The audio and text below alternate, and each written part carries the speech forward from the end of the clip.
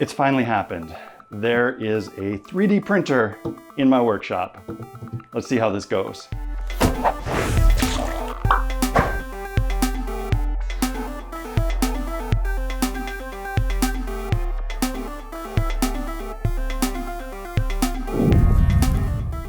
Hey guys, welcome back to Black Magic Craft.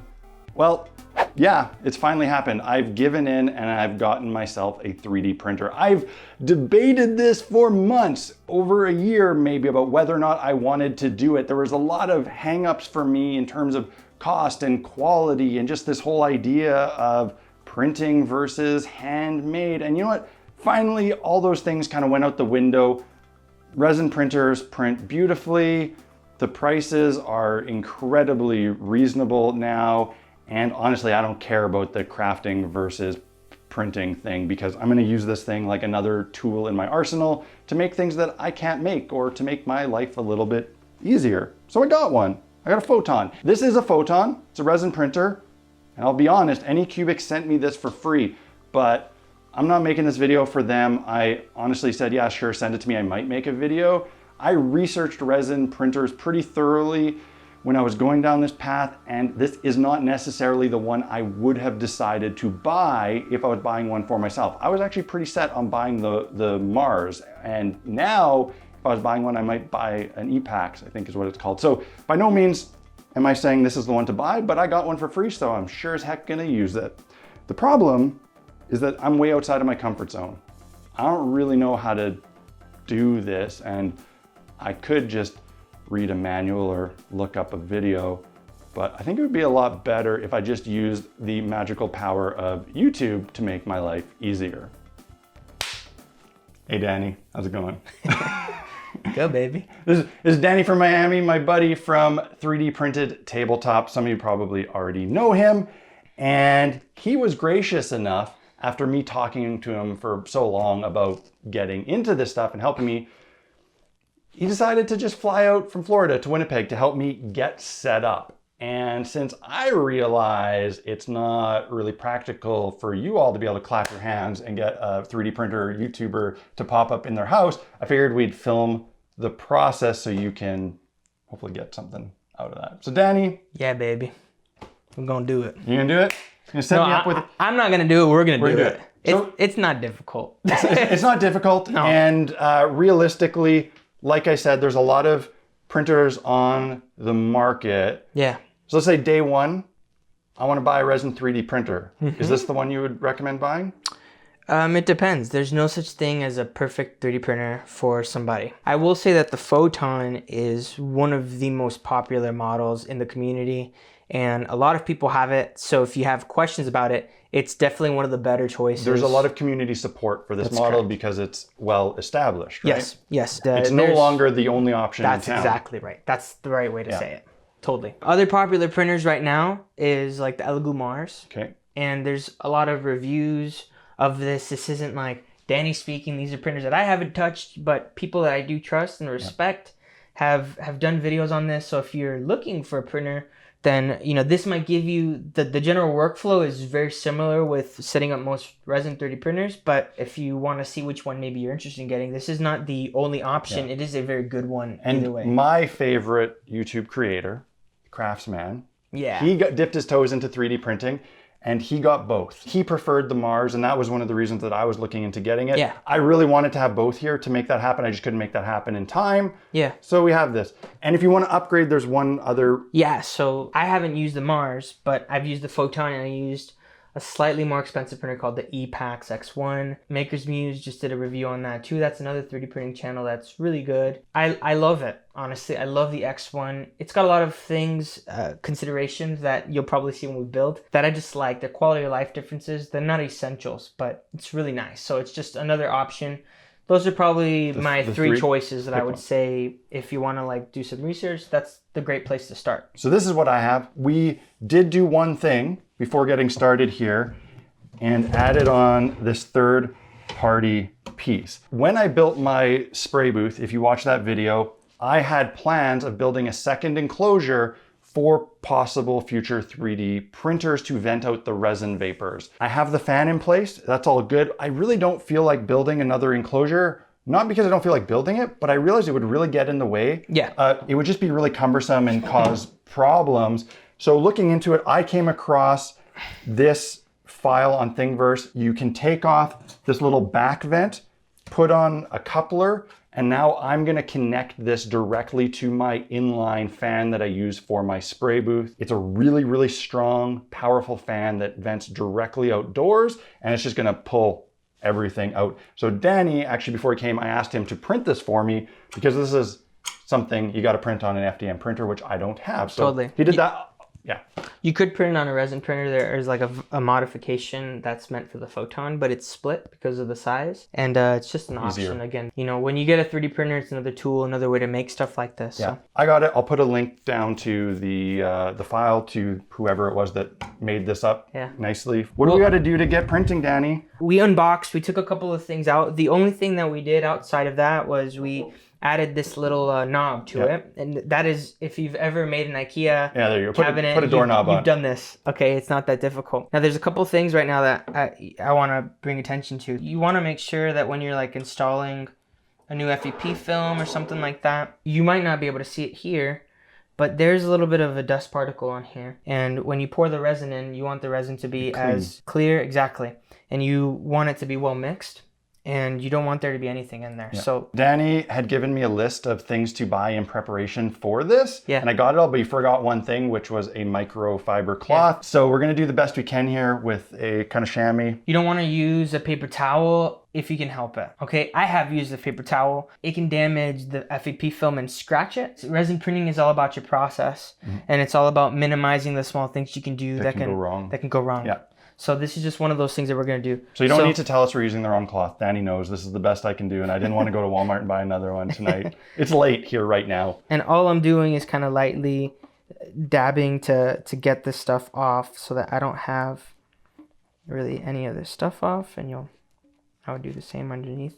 And then you do the same here if you see anything. This is something you want to do every time you pour resin in, or this is just packing dust? Yeah, that's right. You'll notice that this is all the way at the bottom. Okay? It's going to be very difficult for you to install that. So we need to turn it on at this point. Okay, so we got to get some power to this thing? That's correct. What we want to do is level it. That's the next best thing. We're doing the leveling obviously before. We are going to be leveling the plate to the machine and not the machine to the world. Yeah, right? Like, so it doesn't, we're not getting the machine leveled. It's two parts of the machine to itself. So we can level this here, then move it to a different area. Yeah. And it doesn't matter. Yeah.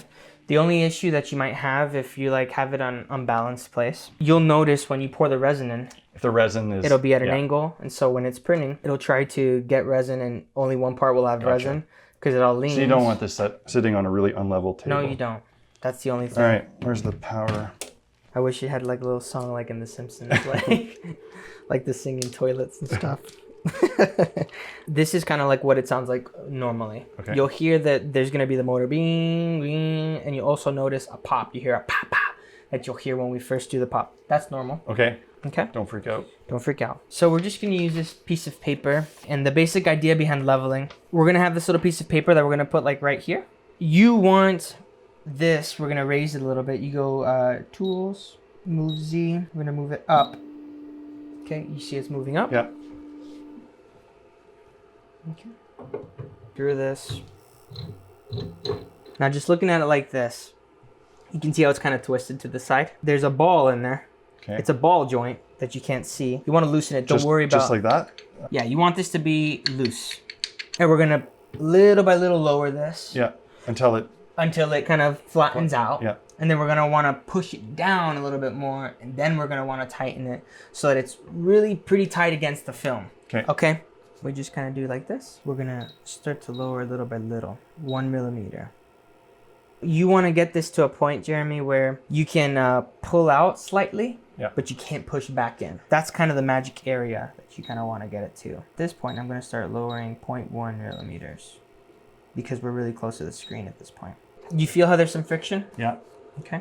Now I'm gonna keep pushing it down. So now we're at the spot where we basically want to make sure that it's balanced like this. Then we're gonna push down on both sides. And then we're gonna tighten. That's one thing you want really tight. Yeah, okay. So now that we've got that there in the exact spot where we were before, we're gonna do Z0. Z is decided by trigger. Yes, okay, confirm. We're gonna push this. We're gonna go back to home. We've just leveled.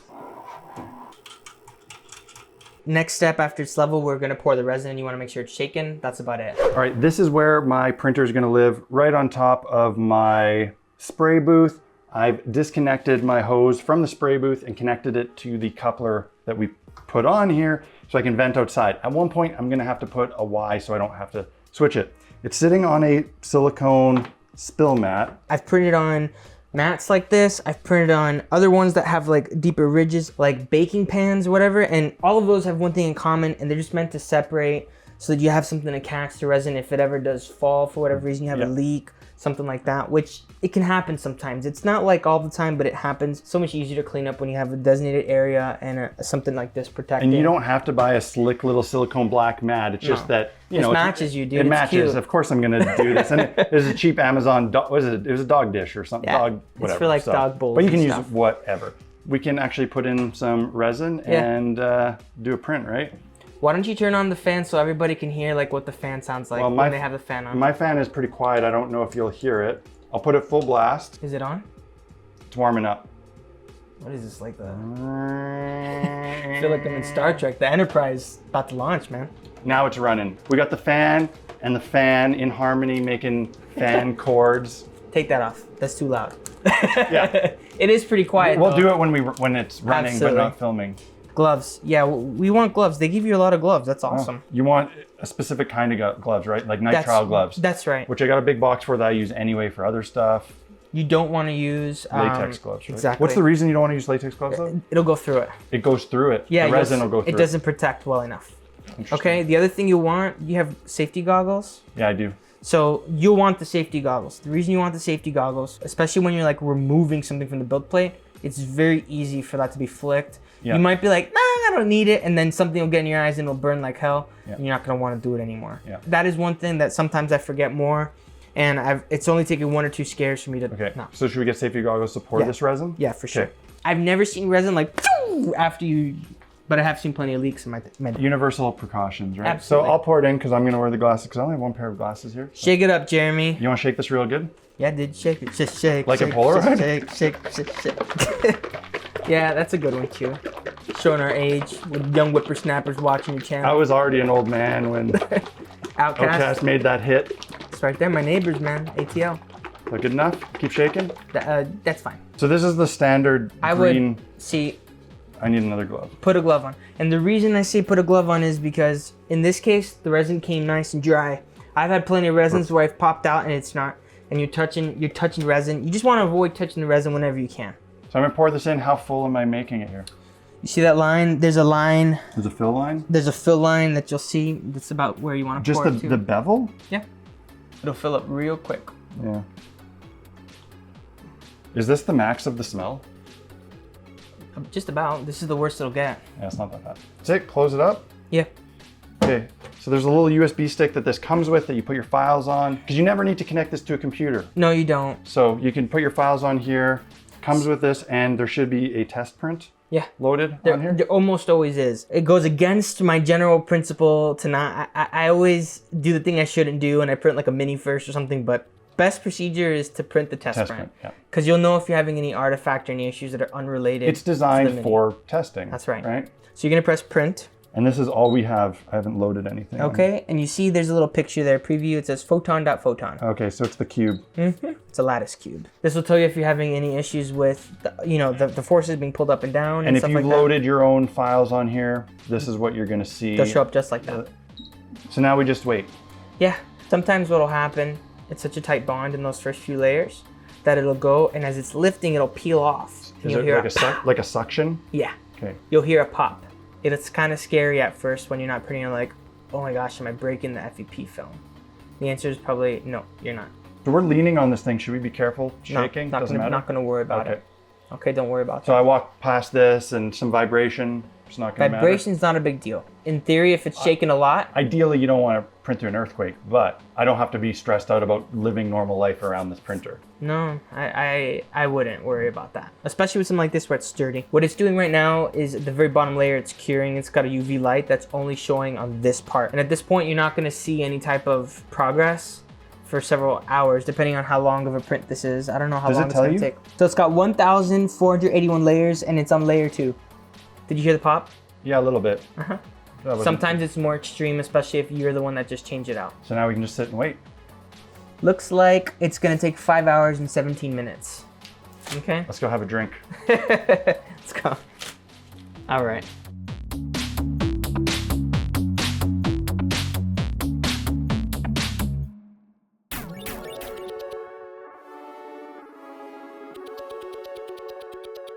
This is a successful print, hey? Yes. We're done? We're good to go? Okay. Very successful. Much success. If you're doing this, you want to be very careful. You don't put too much pressure on this like ball joint, for example. So if you screw up the level. Yeah, so doing it like that is fine. You I want can to do it like that. hold like that. What you want to do is you want to kind of get under the edges. Okay. If you have trouble getting into one edge, you just kind of keep going out. Oh, there it is. Exactly. And now you're going to kind of lift it around. You're going to kind of spin around the side. How fragile is this resin right now? That has actually a pretty strong structure, actually. Oh, there we go. And that's what'll happen, which is why I always have like a little paper towel or something underneath the area. If you were to scrape this with a razor blade, is it going to damage this? No, it won't. This isn't like the screen where I have to be very careful with it.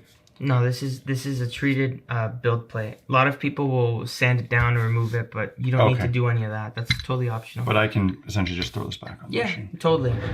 Now you understand your hand, which was full of resin, now you touch the knob. Yeah, I know. I see where this is going. You know, you have to be extra careful. Get used to the workflow. Totally. Everybody does. This is your first time. It's totally understandable. Totally. I want to clean this with alcohol, right? So Danny advised me to get pickle jars. We're going to fill these up with isopropyl alcohol. IPA. We have 2 so that one is the initial clean and one is a secondary clean, right? For those looking, 91% IPA. Anything over 90 generally works really well. Yeah, and I asked you because I was having a hard time finding 99% locally and quickly. So I was able to find 91. I've used 70 and it's not as good. That's just been my experience. But you definitely don't have to get 99. No, you don't. If one is cheaper than the other, get the one that's cheaper. Ooh. You can kind of vigorously shake it. I do more, man. I'm like, of course, you're going to have it open. It's not going to be as easy, but yeah. So can I just like put this lid on and shake it? You risk breaking the print if you do that.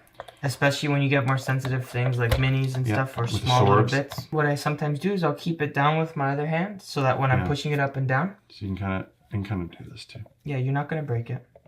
Yep. And that way when you're shaking it, any leftover residue, leftover resin rather, you want it to mix enough so that it comes off of it. And then anything that might be left over there, you'll run it through this one for the same thing as a back. So how do you know when this is good? Yeah, it's probably good at that point. If you are not sure... Just more is not going to hurt it, so...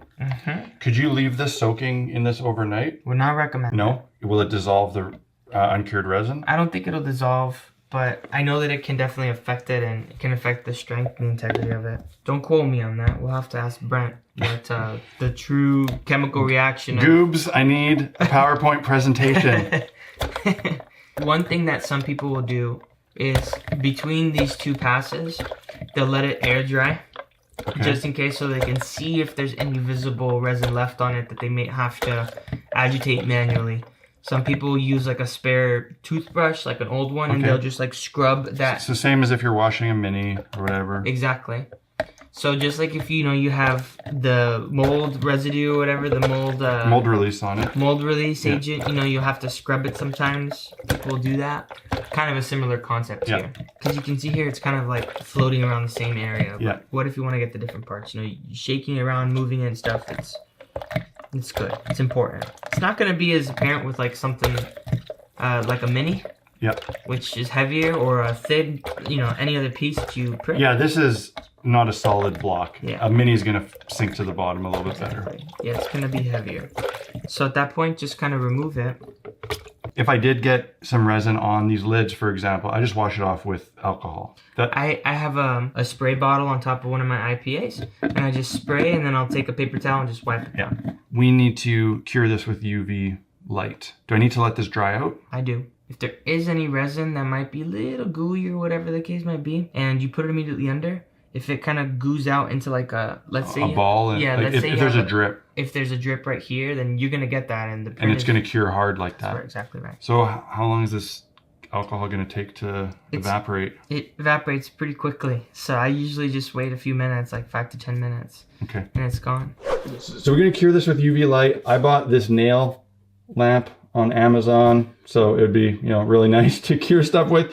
But I realized when I opened it yesterday, it's got a timer on it, so you can set it, but the max is 1 minute and 20 seconds. And you said it's got a cure for something like 15 minutes. That's what I usually use. I mean, you know, I've had prints cure in 5 minutes. Yeah, you might need to keep this under for a little bit longer. Now I'm gonna have to sit here and 10 times restart it. Some people, what they'll do is they'll get like daisy chain of UV lights, and they'll put it in a bucket. And they'll put like a aluminum foil. They'll wrap the whole thing, and then they'll put the daisy chain so that everything is glowing. But that is a little more involved. You need a container for it, right? You need to be able to close it. But it's not as big a deal because I essentially do the same thing when I cure my prints in sunlight. Yeah. I'll literally come back every like 3 minutes or so, and I'll rotate it to a different part of the body so that different part gets coverage. And essentially once this is done, this is cured, and then at that point it's safe to handle with bare skin. It's hard plastic, and you're good to go. That's exactly right. All right, day 1 is over, and we managed to successfully set up the machine, level it, print, clean, and cure my first test print. It's not the most exciting thing, but it's pretty neat. Like, this is science fiction, man. This is the future, but there's not much I can do with this. Before bed, we did also print out one other set of random stuff here that I found. Yeah. We got some vents, I got some fuse boxes, a vending machine, a mini from you. So Danny, he has a YouTube channel, but I mean, your main thing is really Kickstarters, designing minis, mostly focused on tabletop D&D. Yeah, it's called Lost Adventures. For somebody who is like you, Jeremy, like kind of coming in a little overwhelmed with like choice, and you're playing D&D and that's why you got a printer. It was made for you. Yeah, so lots of entry-level monsters, entry-level scatter, stuff like that. The Kickstarter is done, it's over, it was a big success, but you can still get in on it with late backing if you want to. Get, how many models are there right now in it? Over 100. Over 100, okay. But there's gonna be more coming, and it's gonna be a slow drip, and then after this we've got the written content that we've got to do and stuff, so we still got a lot more coming. So I'll put a link to that Kickstarter if you want to check it out. I mean, if you're like day 1 like me and you don't want to go through the hassle finding a bunch of files, it's a good option because there's a few ways you can do that. The other part of the hobby is finding the models you want, and there's a lot of resources. There's things like Thingiverse where there's stuff for free. Then there's a whole plethora of Kickstarters and sculptors doing Patreon and places you can get paid models that are of a higher quality and really nice. That's step 1, and then you actually have to get them from the computer onto the machine, which involves a process of downloading the file and getting it into a slicing software like Chitubox, which is what you set me up with. Yeah. We got this one going. This one was pretty simple. It didn't need any supports, but some resin prints need to be angled and have supports. We're not gonna go down that road in this video because it's a complicated part of, I don't want to say complicated in an intimidating sense, but it's a lot to talk about, and it's a lot of trial and error, and there is no right way. Everybody has their own recipe. Right? It's like building a house. Yeah, you can build a house and it's simple, like, it's just foam, and you just use a foam hot wire cutter. But there's so many like smaller techniques and things that could really take your house to the next level. And it's the same thing with supports, whether you use auto supports or whether you are putting them on manually and trial and failure, and then learning from other people who've done it. Rather than having Danny do 3 hours of video explaining one aspect of that, I'm gonna learn for myself over the next couple months. Any resources that I end up finding very valuable to me as a beginner, I will come back to this video and put them in the description so you can utilize those as well. I'm going to phone Danny in a panic when I need to and hope for the best, and maybe I'll revisit that in the future. This is just a tool I want to utilize as part of my arsenal, print up some things that I can't normally make. It's great for minis. I already have a sea of gray plastic that's unpainted, so I don't know how many minis I'm actually going to paint. realistically, I think this is gonna get used for printing non-hobby stuff just for fun. Like I'm gonna print an army of Baby Yodas and I don't know what I'm gonna do with them, right? Just like a shelf full of Baby Yodas. I think Brent's already made Yeah, I know Brent. Baby Yoda. A very big one. I'm gonna make a bunch of little ones and we're gonna make a skirmish game, set of rules around one giant Baby Yoda fighting mini Baby Yodas. That's pretty much, somebody's gonna make Legion rules for Baby Yodas. Probably. That's it for this one, guys. I know it's a little bit different. I hope you enjoyed it. Maybe take some of the intimidation out of this process. I certainly don't think it's the same world it was 4 or 5 years ago, where this is an unapproachable, expensive hobby. It's come a long way. Quality's high. It's affordable, and there's a huge community out there. Yeah. Danny also runs a sister group to our Tabletop Crafters Guild Facebook called the 3D Printers Guild, right? Tabletop 3D Printing Guild. It's very similar in feel to Tabletop Crafters Guild. It's just focused on 3D printing for tabletop stuff. Same kind of spirit. We modeled it after Tabletop Crafters Guild. So if you have questions, you can pop on there, and there's gonna be lots of people to help you out. And again, I'll put some links to this printer and the other 2 printers that I think are great starting points. And I'm gonna link to your video reviewing the Epax, because that's the one, if you wanna go all in, spend a little bit more for something much higher quality, that's the one I would have bought. Yeah. So I'll put a link to that so you can decide for yourself. Hope you guys enjoyed it. If you did, hit the like button. Let us know in the comments. Check out Danny's channel. Normally I would say go to blackmagicraft.ca if you need any tools or supplies to build, but I didn't use any of that stuff today. But I'm sure once this becomes a regular, important, and valuable part of my arsenal, it will be added to my essential equipment page on blackmagicraft.ca. And of course, if you enjoy these videos, the best way you can help me keep making them and let fun stuff like visits from Danny happen, check out Patreon. It is the most powerful way you can support this channel, so I'd love to have you as the newest member of the Black Magic Craft Fellowship. That's it for this week, guys. I'll see you again next week. Cheers.